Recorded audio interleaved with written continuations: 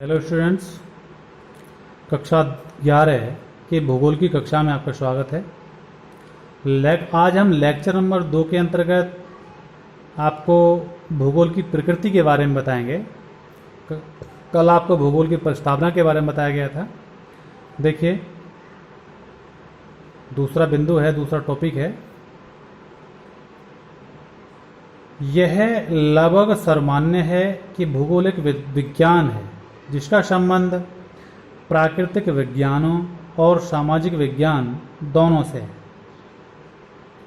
विकास क्रम की इस रूपरेखा के आधार पर हम भूगोल की विषय की जो मूल प्रकृति है उसको निम्न शीर्षकों के माध्यम से अध्ययन कर सकते हैं, पढ़ सकते हैं।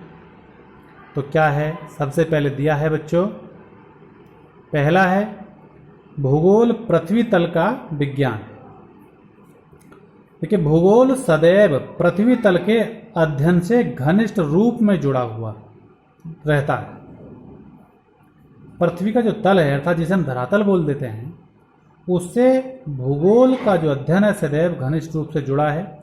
स्थान या क्षेत्र भूगोल की आत्मा है। कोई भी स्थान या क्षेत्र भूगोल की आत्मा है जिसके संदर्भ में ही कोई भौगोलिक अध्ययन किया जाता है।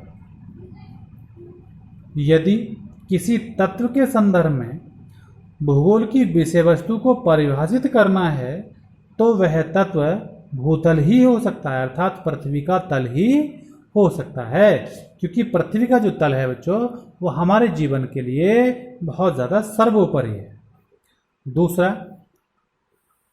भूगोल तत्वों के अंतर संबंधों का विज्ञान है। प्रत्यक्ष रूप में भूगोल पृथ्वी तल का अध्ययन है, परंतु इसके अध्ययन का लक्ष्य संपूर्ण पृथ्वी तल या किसी भूखंड में मिलने वाले एक तत्व या समूह विशेष का विश्लेषण करना ही नहीं, बल्कि उसमें व्याप्त पारस्परिक अंतर संबंधों एवं अंतःक्रियाओं की विवेचना करना होता है। अर्थात भूगोल के अंतर्गत जो भूखंड में मिलने वाले तत्व होते हैं, जो समूह होते हैं और उसके आपस में जो संबंध होते हैं, उन सभी का वर्णन इस भूगोल में किया जाता है। तीसरा है आपका भूगोल प्रादेशिक विशिष्टता का निरूपण है। देखिए, भूगोल के अध्ययन में प्रदेश सीमांकन एवं प्रादेशिक विवरण का विशिष्ट महत्व है। इसी के फलस्वरूप तत्व समूह के अंतर संबंध अनेक समग्र रूप में विभिन्न क्षेत्रों में विभिन्न रूपों में अभिव्यक्त होते हैं, जो उस क्षेत्र विशेष में विशिष्टता का निरूपण करते हैं। ठीक है। एक अगला है आपका भूगोल व्यावहारिक समस्याओं के निराकरण का विज्ञान है। देखिए, भूगोल एक व्यावहारिक विषय है। इसका प्रमुख लक्ष्य है किसी तत्व विशेष की प्रक्रिया का अध्ययन करके नियम या सिद्धांत बनाना, कम बल्कि क्षेत्र विशेष के संदर्भ में सभी प्राकृतिक एवं मानवीय तत्वों के पारस्परिक अंतर संबंधों से उत्पन्न समाकलित स्वरूप का निरूपण करना अधिक रहता है। ठीक है। इस तरह से आपके कुछ बिंदुओं के माध्यम से आपको भूगोल की प्रकृति के बारे में समझाने की कोशिश की गई, बताने की कोशिश की गई है।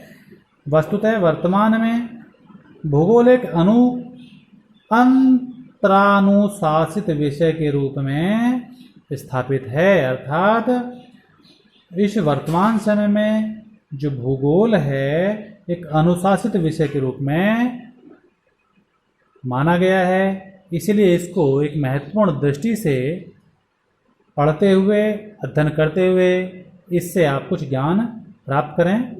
आज इतना ही। कल आपको जो तीसरे लेक्चर में बताया जाएगा वह है भूगोल की विषय वस्तु। ठीक है प्यारे बच्चों, काम को सही तरह से पूरा करते रहेंगे। और अपने एक नोट्स तैयार करते रहेंगे। वीडियो को बार बार देखेंगे सुनने समझने के लिए। धन्यवाद।